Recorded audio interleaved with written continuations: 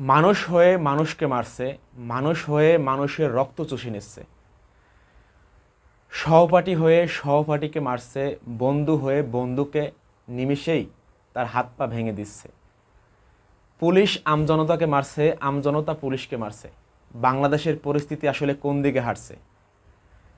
আমরা কার কাছে সাহায্য চাবো? আমরা কার কাছে সাহায্য চাবো? আমরা শান্তি পাচ্ছি না পুলিশদের কাছে গিয়ে, শান্তি পাচ্ছি না প্রশাসনের কাছে গিয়ে। যাদের কাছেই যাই না কেন তারাই আমাদেরকে হামলা করছে, তারাই আমাদেরকে কোনো সমাধান দিচ্ছে না।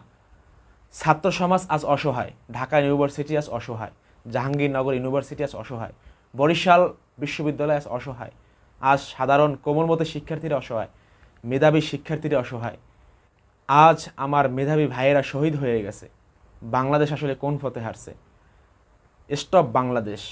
বাংলাদেশের সাধারণ ছাত্র সমাজ শান্তি চায়।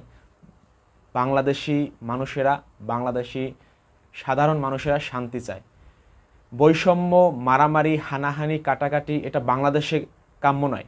এই স্বাধীন রাষ্ট্র, শান্তিপ্রিয় রাষ্ট্র, স্বাধীন দেশ, শান্তিপ্রিয় দেশ। আমরা ফিলিস্তিনের মতো অত্যাচার সহ্য করতে পারতেছি না, আমরা ফিলিস্তিনের মতো মারামারি সহ্য করতে পারতেছি না। আমার ভাইয়ের চোখের পানি, আমার মায়ের চোখের পানি, আমার বাবার চোখের পানি আর সহ্য হচ্ছে না। প্লিজ বাংলাদেশকে বাঁচান, প্লিজ। বাংলাদেশে আর মারামারি চাচ্ছি না।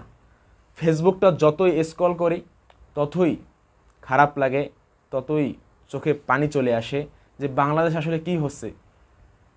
গত 10-15 দিন আগেও তো বাংলাদেশ একটা সাজানো গুছানো ছিল, কিন্তু 10-15 দিনের ব্যবধানে বাংলাদেশ আজকে লণ্ডভণ্ড।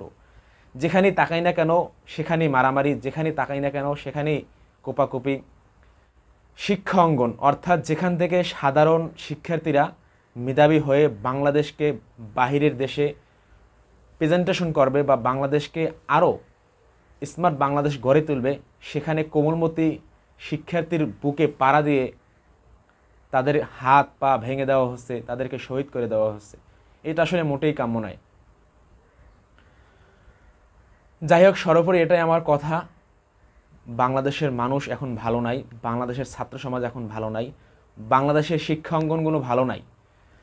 সরকারের কাছে আবেদন রইল, প্রশাসনের কাছে আবেদন রইল, আপনারা বিবেক বিবেচনা করে বর্তমান বাংলাদেশের পরিস্থিতির কথা ভেবে সঠিক একটা সিদ্ধান্ত নিন। ছাত্রদের সহযোগিতায় এগিয়ে আসুন, সাধারণ মানুষের সহযোগিতায় এগিয়ে আসুন। আমরা চাই না কোনো সহিংসতা, আমরা চাই না কোনো মারামারি, আমরা চাই না কোনো কোপাকুপি, আমরা আর চাই না রক্তক্ষরণ। Save Bangladesh, save Bangladeshi student.